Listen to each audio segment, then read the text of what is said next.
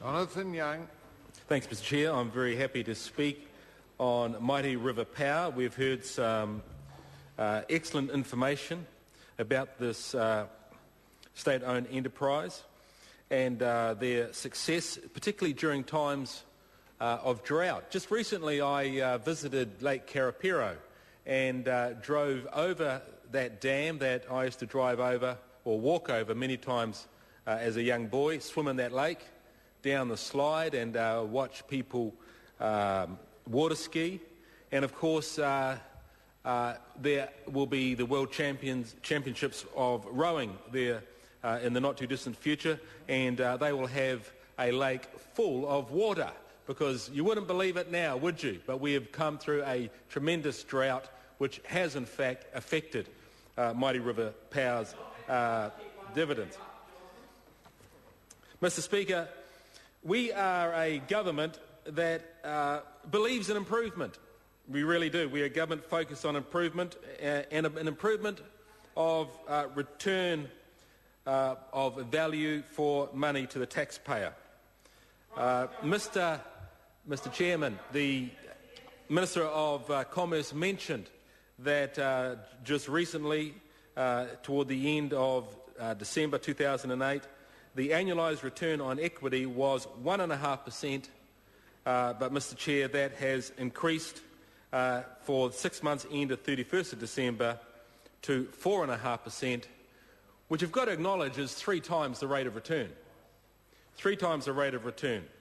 During a time where power costs in terms of inflation have been dramatically less than the previous era of the previous government, which saw between 2000 and 2008 an increase of 4 times the rate of inflation, 66%. And so, Mr Chair, we are getting this improved rate of return on equity because we are expecting and driving for greater efficiency. And in fact, Mighty River Power, in their statement of corporate intent, as one of their key objectives, state that they seek to be as profitable and efficient as comparable businesses that are not owned by the Crown. And so it's good to see that, Mr Chair, that we are seeing that sort of rate of return.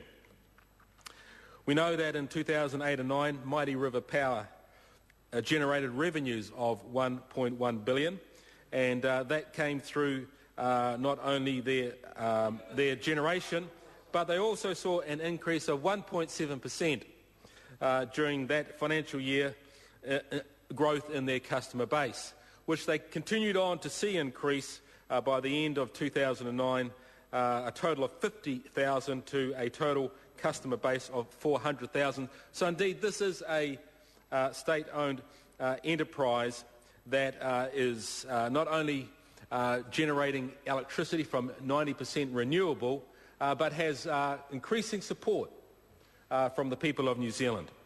And we're happy to see that. As they have shifted their number of their premises to Rotorua, the member for Rotorua did forget to mention, asked me to pass it on, that 60 jobs have come to that city, and he was very, very pleased about that.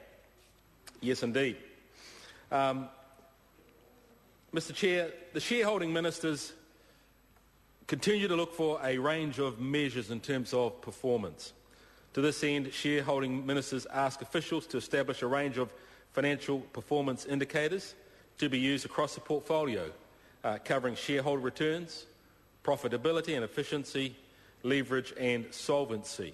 And so there are many market forces and disciplines brought to bear in our state-owned enterprises, and Mighty River Power, we have to congratulate them, I believe, for their great financial result during a time where the water source and supply was severely depleted. In fact, they had the highest capital return for the 2008 and 9 financial year out of all the government-owned generators. And they credit this to their focus on energy trading, a large hydroelectrical component in its energy portfolio, and a strategic move into geothermal generation. We did hear the member for Taupo speaking about that and seeing that bring a great increase. Thank you, Mr Chair. The member